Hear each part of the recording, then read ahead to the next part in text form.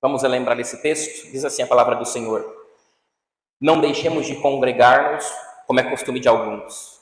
Antes, façamos admoestações, a tanto quanto mais vedes que o dia se aproxima. Texto da palavra de Deus, importantíssimo para a nossa reflexão. Meus irmãos, na semana passada, minhas irmãs, nós falamos um pouco do contexto, abordamos um pouco sobre a intenção do autor em escrever essas palavras. Nós lembramos aqui que os irmãos judeus que foram convertidos ao cristianismo estavam sendo perseguidos, por causa da sua fé. E eles estavam, então, voltando, ou por causa da perseguição, alguns deles estavam voltando ou tendo a intenção de voltar às suas raízes religiosas, que era o judaísmo. Por isso que o livro, quando você ler este livro, você vai perceber, ou se você já leu, você vai perceber que a intenção do autor é mostrar a sublimidade de Cristo. Ele vai mostrar que Cristo é maior do que os sacrifícios. Ele vai mostrar que Cristo é maior do que Moisés. Ele vai mostrar que Cristo, ele é o próprio Deus. Que Cristo Jesus é a maior fonte de revelação e de redenção do povo de Deus. Nós iremos ver, se nós lermos este livro, que Cristo é colocado como aquele que é o cumprimento de todas as figuras do Antigo Testamento. Na semana passada eu dei o exemplo para vocês de como Cristo Jesus ele é o cumprimento do sacrifício feito no templo de Salomão e também o sacrifício feito na tenda, do deserto, quando Israel peregrinou por 40 anos no deserto. Ou seja, enquanto o cordeiro sendo morto e havendo toda uma simbologia, e todo um ritual com o sangue daquele cordeiro morto, era feito tanto na tenda quanto no templo de Israel, Cristo Jesus ele fez um sacrifício definitivo e eterno, que tem validade e que tem eficácia. Então, voltar às raízes da religião judaica era retroceder para os símbolos, era deixar a realidade plena, porque os símbolos apontavam para a realidade de Cristo Jesus. Então, nesse sentido, é que os irmãos hebreus, eles são exortados. Por quê? Porque por causa da perseguição, eles não só desanimavam da fé, como eles também corriam o risco de abandoná-la, de apostatar da fé. Então, essa exortação é sobre o modo como eles podem, ou eles poderiam continuar mantendo a esperança mesmo em perseguição. E na semana passada, nós vimos, que na primeira parte desse texto, onde eles recebem uma ordem, não deixem de congregar como é costume de alguns. Ou seja, ele está exortando os cristãos a não terem este mau hábito, a fim de que eles então pudessem cultivar essa esperança como crentes. Inclusive, no fim desse sermão, eu irei mencionar o modo como somente a igreja é capaz de manter a nossa esperança. Nada, nenhuma outra instituição é capaz. Por isso o apelo. Nós precisamos congregar, nós precisamos estar juntos. Mas a advertência ou a exortação do autor aos Hebreus vai além. Nós não devemos somente deixar de congregar regularmente nas nossas reuniões comunitárias. Bem como nós também precisamos entender que estar reunido contém um significado muito especial para nós. Estar reunido diz respeito ao modo como nós cultivamos a esperança. E aí eu vou pedir para que você olhe agora para o texto, aí na parte B do versículo 25. Antes, façamos admoestações e tanto mais, quanto vedes que o dia se aproxima. Ou seja, aqui está o propósito para o qual nós nos reunimos regularmente, a fim de que nós possamos, enquanto comunidade, nós possamos admoestar uns aos outros. Nós possamos fazer admoestações, e nós iremos ver aqui qual a natureza dessa admoestação que nós devemos fazer. E eu começo dizendo que admoestar, ou admoestar-se mutuamente, é o grande motivo pelo qual nós devemos estar juntos. Nós frequentemente estamos reunidos para este propósito, a fim de que nós não venhamos correr o risco de perder a esperança na volta de Cristo Jesus. Então, estar reunido é também estar disposto a ser admoestado.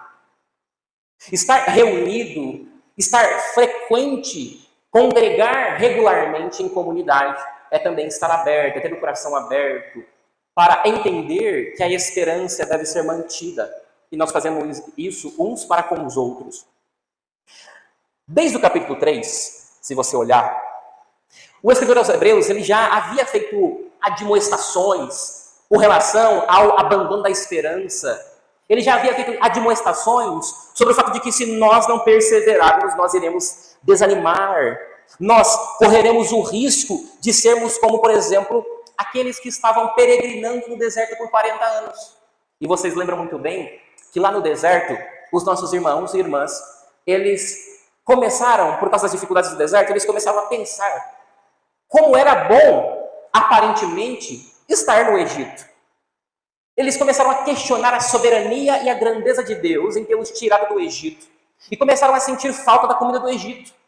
E o autor aos Hebreus admoesta aos irmãos nessa carta, dizendo que se eles não perseverassem, dizendo que se eles não se engajassem como comunidade, não mantessem a esperança, eles correriam o risco de também perder essa esperança, de abandonar a fé. Então, nessa carta, nós vemos que eles já haviam, desde o capítulo 3, sido exortados sobre o perigo do desânimo, da desesperança. Os cristãos hebreus, eles são ensinados nessa carta o modo como eles poderiam confiar no sacrifício de Jesus Cristo. Eles poderiam ter a certeza de que, por meio do sacrifício de Cristo, eles poderiam receber o pleno perdão de Deus. E não havia necessidade de outro sacrifício. E que o sacrifício de Cristo Jesus, ele é não só maior, mas ele é melhor, porque ele é feito uma vez só, para perdão de todos os nossos pecados, dos pecados do passado, do presente e do futuro. Ao contrário da velha aliança, que uma vez por ano era necessária uma renovação da morte de um cordeiro. Então, se o sacrifício de Jesus Cristo merece essa nossa confiança, como nós acabamos de fazer aqui, confessando os nossos pecados e tendo a certeza de que Cristo perdoa todos eles, nós também temos que ter a mesma confiança no Cristo que prometeu voltar. Nós precisamos cultivar a mesma esperança de que mesmo que nós passamos por experiências dolorosas nesse mundo que vão desafiar a nossa fé em Cristo Jesus, que por vezes irão fazer com que nós desacreditemos da esperança que nós temos na volta de Cristo, e no fato de que Cristo Jesus ele vai terminar a salvação que ele já começou em nós. Mesmo que isso aconteça, mesmo que essas adversidades venham, nós precisamos dizer uns para os outros: tenha consciência da sua esperança. Cristo Jesus já provou o seu amor por nós. Ele já fez isso. Nós podemos ter a certeza plena e absoluta de que Ele irá voltar, de que as nossas lágrimas serão enxugadas. Isso é possível. Estar reunidos, então, diz respeito a essa confiança que nós temos em Cristo. Estarmos juntos em igreja é nós cultivarmos e dizermos uns para os outros: não desanime, mesmo com os maiores desafios que nós temos como crentes, como aqueles que estão peregrinando neste mundo. O motivo pelo qual eles deveriam, então, se admoestar mutuamente era porque eles estavam vendo que o dia da volta de Cristo estava se aproximando. Olha aí mais uma vez para o texto. O texto, o motivo da admoestação.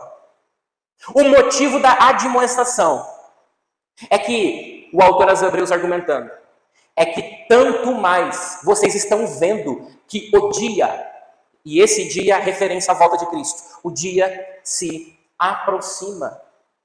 Mas a pergunta é, como eles estavam vendo, conforme aponta o autor aos Hebreus, que o dia estava se aproximando? O autor aos Hebreus confessa ou afirma que eles estavam vendo que o dia estava se aproximando e por isso eles precisavam estar juntos para se admoestarem mutuamente por causa justamente do sofrimento. Vocês lembram do sermão de Jesus, lá no final do Evangelho de Mateus, quando Jesus diz que a sua volta seria precedida pela perseguição? Os cristãos, os crentes, aqueles que creem em Cristo, seriam ou serão perseguidos. E no ápice dessa perseguição, Cristo voltará. Então, o que o autor aos Hebreus está dizendo é que eles precisavam urgentemente se reunirem regularmente como crentes, a fim de que eles pudessem cultivar a esperança. Por quê? Porque o sofrimento, como Jesus ensina em Mateus, atesta que a sua volta está se aproximando. Por isso o autor aos Hebreus diz: admoestem uns aos outros quando vocês estão reunidos a terem esperança. Porque o próprio sofrimento, a perseguição que vocês estão passando atesta, ou seja, vocês estão vendo, vocês estão percebendo que Cristo está perto, que Cristo está voltando, que o sofrimento é um sintoma da volta de Cristo Jesus. É agora, é nesse momento que vocês realmente precisam se reunir como crentes e cultivar a esperança. É agora, é nesse momento, que vocês não podem deixar de perseverar, mas se auxiliando mutuamente, estando juntos.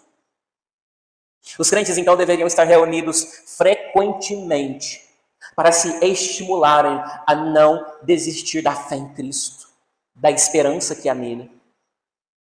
Se você olhar para o capítulo 9, no verso 28 desse livro, você vai ver o autor aos Hebreus dizendo o seguinte sobre Cristo: que ele aparecerá segunda vez sem pecado aos que esperam para a salvação. Cristo Jesus aparecerá segunda vez sem pecado aos que esperam para a salvação. Essa era a certeza que deveria ser cultivada entre eles, mesmo em meio à perseguição.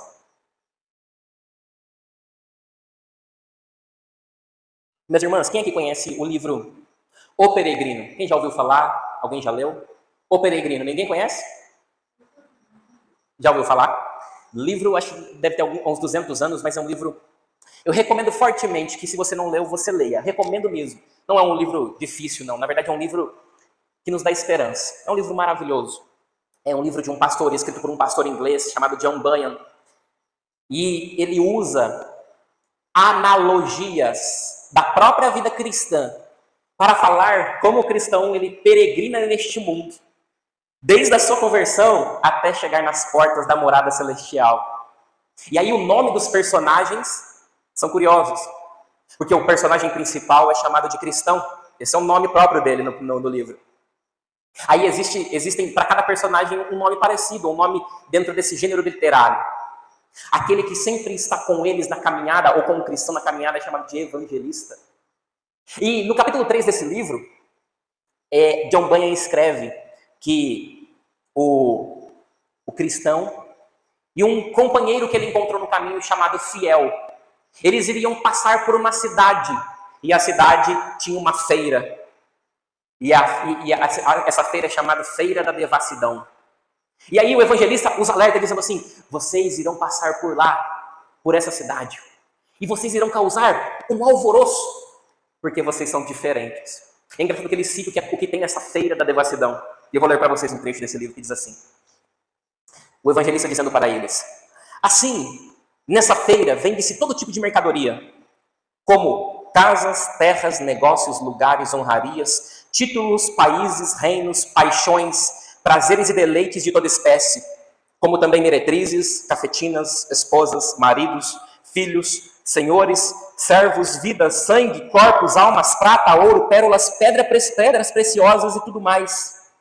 E além disso, nessa feira sempre se vêem mágicas, engodos, jogos, brincadeiras, palhaços, mímicos, ilusionistas e velhacos de toda sorte. Ali também se vêem, e sem motivo, furtos, assassinatos, adultérios, perjúrios, tudo bem tingido de vermelho sangue.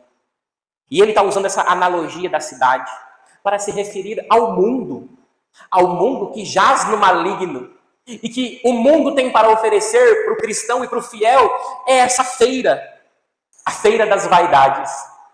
E por eles serem pessoas, e por essa cidade ser de pessoas dessa natureza, de uma natureza devassa e corrompida, os cristãos são diferentes. Os cristãos iriam chamar a atenção. Porque, como Cristo diz, a luz sempre brilha na escuridão. E aí o evangelista lembra os peregrinos cristãos fiel que o caminho até a cidade celestial passa justamente por esse lugar onde acontece essa feira devassa. E aquele que vai à cidade, mas não passa por tal lugar, deve necessariamente sair do mundo. E aqui ele usa aspas para sair do mundo. Se abster dessas práticas. Não ceder às ofertas da feira da devassidão. Por quê? Porque da mesma forma, meus irmãos, somos nós. Nós precisamos lembrar que este mundo ou irá nos tentar nos oferecendo desânimo, ou este mundo vai nos tentar nos oferecendo todo tipo de vício ou paixões, que se nós não cultivarmos a esperança que existe na reunião frequente da comunidade, nós correremos o risco de desanimar.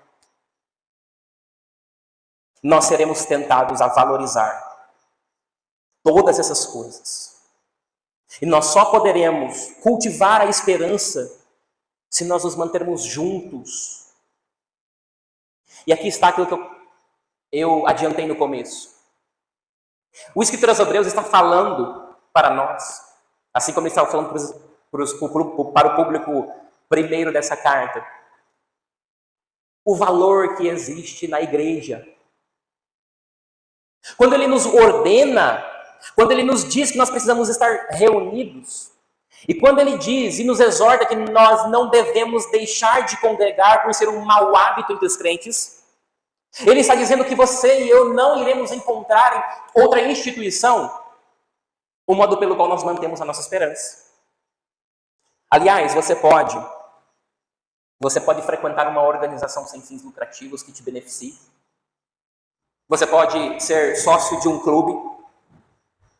Você pode trabalhar em instituições que te alavanquem financeiramente. Você pode ser membro do governo, do Estado. Você pode ser um político bem-sucedido. Mas nenhuma dessas instituições fará com que você mantenha a sua esperança em Cristo. O autor aos Hebreus está apelando para a vida em comunidade, como o único meio pelo qual nós cultivamos esperança. Ele está tratando do valor que existe na igreja. Ele está nos lembrando que este valor não deve ser negligenciado por nós. Somente a igreja, somente a reunião dos santos é o lugar onde nós podemos cultivar a esperança, meus irmãos. A igreja de Cristo Jesus, ela não deve ser banalizada. Porque se ela for, nós correremos o risco de perdermos ou de abandonarmos a fé. Pessoas cheias do Espírito Santo, nós encontramos quando nós nos reunimos em comunidade, que tem a capacidade de fazer com que nós possamos, então, nos auxiliar mutuamente. E para terminar, para finalizar esse sermão, eu gostaria de fazer algumas exortações a nós. Meus irmãos, minhas irmãs, nós precisamos manter o foco. Nós precisamos nos dedicar àquilo que realmente importa em nossa vida como cristãos. Essa exortação não é minha, é do próprio Senhor Jesus, que lá em Mateus, no capítulo 6, no versículo 30, diz: buscai em primeiro lugar o reino dos céus, e as demais coisas vos serão acrescentadas. Será que nós estamos priorizando a nossa frequência regular, a fim de que nós possamos manter nossa esperança? Uma outra questão. Meus irmãos, nós precisamos congregar regularmente. Porque se nós não congregarmos regularmente, nós perderemos o foco do que é importante na nossa vida como crentes. Nós perderemos o foco. Nossa mente se encherá com toda sorte de coisas. Nossa mente se encherá com umas preocupações deste mundo, com relacionamentos que já estão defasados, com entretenimentos sem importância, pueris, com as preocupações acerca do trabalho, da profissão, da empresa. Nós precisamos manter o foco. Congregar regularmente é ter foco na nossa esperança, naquilo que temos de mais valioso, que é a nossa confiança em Cristo Jesus. Minhas irmãs, você e eu, ou vocês e eu, nós precisamos dar mais valor em nossa fé. Deixar de congregar é desvalorizar o cultivo que nós devemos ter com as coisas de Deus, com os relacionamentos uns com os outros, com a preocupação que nós devemos ter uns com os outros, com o conhecimento que nós devemos ter mais profundamente uns com os outros. Porque se fosse suficiente dizer que nós deveríamos congregar, esse texto pararia na parte A, na exortação, não deixem de congregar como é costume de alguns. Mas não, porque por vezes nós chegamos aqui e nós precisamos aprofundar os nossos relacionamentos comunitários. Não perca o foco, dê valor à sua fé, a relacionamentos comunitários. Por fim, você e eu, minhas irmãs, precisamos ser presentes na igreja. Nós precisamos ser atuantes na igreja. Porque isso demonstra que o Espírito Santo tem colocado disposição em nosso coração para que nós possamos nos preocupar com o bem-estar uns dos outros. Nós precisamos dar prioridade para a frequência nas nossas programações semanais, a fim de que nós possamos, então, expor as nossas necessidades, mas também ser auxílio para aqueles que precisam de nós. Assim nós cresceremos como uma igreja, como uma congregação saudável.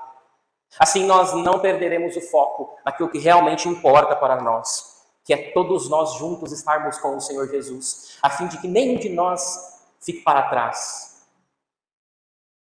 E eu quero fazer 2 momentos aqui. Primeiro eu quero te lembrar, minhas irmãs, eu quero lembrar você, minha irmã, que se você tem se descuidado da prática regular de congregar, você necessita urgentemente de aconselhamento pastoral. Você está necessitado e necessitada de pastoreio da Escritura Sagrada. Nós precisamos, então, melhorar por meio da cura de Cristo Jesus, que nós encontramos como resposta nas Escrituras. Nós precisamos tratar o nosso coração, se nós não estamos regularmente congregando. E se este sermão tem confrontado e tem desafiado o seu coração à mudança, porque é isso que nós precisamos. Nós precisamos não somente ser ouvintes da Escritura, nós precisamos ser praticantes das Escrituras, e para isso, às vezes, nós precisamos entender que nós estamos faltando com o Senhor. E se a palavra de Deus tem te desafiado, tem confrontado o seu coração, eu te convido ao arrependimento. Eu te convido ao arrependimento de não congregar, de não manter o foco, de demonstrar a falta de fé. Eu convido você ao arrependimento, a reconhecer os seus erros e os seus pecados. Se a Escritura tem te incomodado nesse sermão, mas eu também te convido ao recebimento do perdão de Cristo Jesus, a fim de que nós possamos, então, sermos transformados. E ao sermos transformados, nós possamos contribuir, a fim de que nós possamos ser cura para os outros, para os nossos irmãos e irmãs. Eu gostaria, meus irmãos, minhas irmãs, de ter um momento de oração. Um momento onde nós possamos, depois de ter ouvido o que nós ouvimos aqui, convocar você aqui na frente. E nós teremos um momento de arrependimento. Um momento onde nós reconhecemos que estamos ouvindo a voz de Cristo para as nossas vidas. E que por meio da exposição da Escritura, nós estamos sendo exortados e exortadas. E que nós, nesse momento de oração, nós possamos mudar a nossa postura com relação à regularidade, à nossa frequência na igreja. E eu gostaria de nós aqui na frente orarmos juntos, como pessoas que ouvem a voz do pastor Jesus Cristo, se arrependem dos seus pecados, recebem o perdão de Cristo Jesus e obedecem à voz do Rei, a fim de que nós possamos ser curados. Amém, minhas irmãs? Vamos usar as mãos?